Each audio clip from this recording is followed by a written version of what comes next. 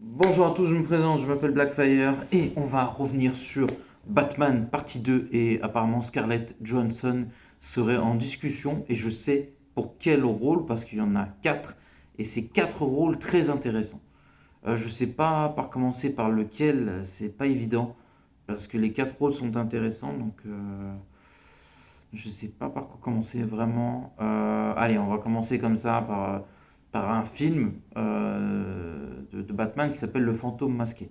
Et on a un personnage hyper important qui s'appelle Angela Beaumont, qui est un love interest de Bruce Wayne et qui est hyper intéressant dans le film. J'ai pas envie de vous spoiler le film. Et du coup, elle pourrait être la love interest.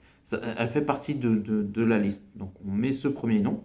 La deuxième, logiquement, Pamela Isley, Poison Ivy, même si voilà, ça se joue entre les deux pour moi. Après, vous allez voir pour les autres. En troisième, ben, c'est un personnage bien familier de l'univers de Batman qu'on a pu voir dans Batman de Burton, qui n'est autre que Vicky Vale, qui est un excellent personnage. Love Interest aussi de Batman, pourquoi pas.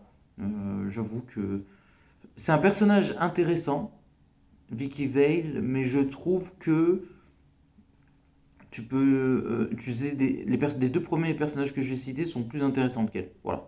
C'est un personnage intéressant, mais les deux premiers que j'ai dit, pour moi, sont plus intéressants que Vicky Vale. Voilà. Parce que déjà, et en plus, je pense que ce sera pas. C'est compliqué.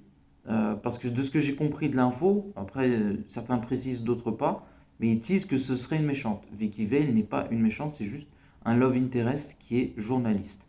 Ensuite, on a Julie Madison, qui est la fiancée de Bruce Wayne dans les comics, qui a déjà fait une apparition au cinéma dans Batman et Robin, hélas. Et en fait, on va dire que ça se passe pas hyper bien au moment où Poison Ivy envoûte Bruce Wayne et qui rompt avec elle en public. Donc après, ça se passe un peu moins bien pour, euh, pour eux. Voilà. Après, je connais pas la suite, je ne pourrais pas vous dire ce qui se passe après. Mais qu'est-ce que je peux dire d'autre sur, moi, ça me tease que ce serait plutôt une méchante. Donc logiquement, on partirait plus sur les deux premiers qui seraient Angela Beaumont. Et vous comprendrez plus tard qui est la méchante, mais ça fait... qu'on appelle ça? Je trouve pas le terme. Ça fait référence à un film de Batman qui s'appelle Le Fantôme Masqué, que je vous recommande parce que c'est vraiment un chef-d'œuvre. Et puis Pamela Isley, bien évidemment, qui n'est plus à présenter, qui est Poison Ivy, qui est forcément le personnage le plus populaire des quatre. Et moi, j'ai l'impression que notre ami Matt Reeves est en train de faire un truc intéressant. Parce que quand tu sens le truc arriver, moi j'ai une idée des méchants qu'il va faire dans le film.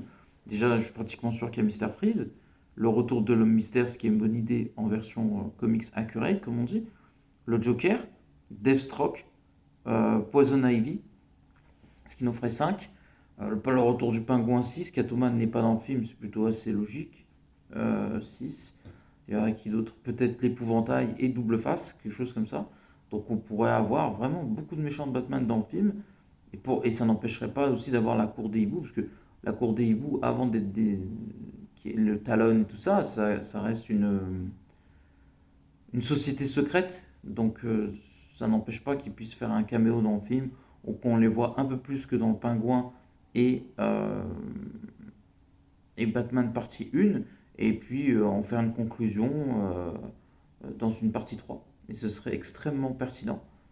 Peut-être même j'ai une théorie intéressante, c'est que je pense que la conspiration des hiboux, qui est très grand méchant dans l'univers de Batman, euh, ferait peut-être en sorte que pardon, que Gotham soit à feu et à sang avec les différents méchants, d'une manière peut-être directe ou indirecte, appelez ça comme vous voulez, et à travers justement les méchants comme Mister Freeze et compagnie, et que Batman va essayer de les arrêter, et ça s'annonce vraiment très intéressant. Je sais pas comment vous décrire le film, mais c'est vrai que ça ressemble beaucoup à Spider-Man Brand New Day, et en tout cas que ce soit l'homme araignée ou la chauve-souris, les deux vont avoir du pain sur la planche, parce que ils vont pas affronter des petits joueurs. Ils vont vraiment pas affronter des petits joueurs. Difficile à comparer les deux, je vous mens pas, parce que moi, ce qui me fait rire sur Internet, c'est de dire oui, mais Batman a une plus. Déjà, je pense que Spider-Man a une plus grosse galerie de méchants que Batman. Et je pense que Spider-Man, ses ennemis sont plus costauds. Certes, je comprends le côté Lewis Carroll de Batman et les gens, pourquoi ils accrochent. Mais je suis désolé, les gars, tu mets Venom et Carnage, les méchants de Batman, c'est fini. Tu mets l'un des deux ou les deux, c'est fini. Et je parle même pas du reste, hein. Parce que, pour vous surprendre, à vérifier, mais je pense qu'il y a plus puissant que Venom et Carnage. Donc c'est pour vous dire à quel point, voilà, en termes de méchants, et c'est pas qu'une question de puissance, c'est une question aussi de complexité des personnages. Les deux sont des personnages complexes, mais faut pas oublier que au-delà de ça, Spider-Man a des ennemis puissants et complexes. Et croyez-moi, hein, j'aime bien Batman, mais je le vois pas tenir 5 minutes face à Morlum, Venom, Carnage, Kindred, Mister Négatif, et je peux en citer un. Voilà, j'aime bien, mais contre Docteur Octopus, c'est une machine à tuer. Le bouffon vert, laisse tomber. Voilà, le Rhino. Encore, Rhino, il a une chance parce que c'est pas il est très puissant, mais c'est pas le plus brillant de tous. Mais Scorpion, Kraven aussi. Non, non, il y a du lourd quand même du côté de l'homme araignée. En tout cas, n'oubliez pas de commenter, like la vidéo et à la prochaine. Ciao.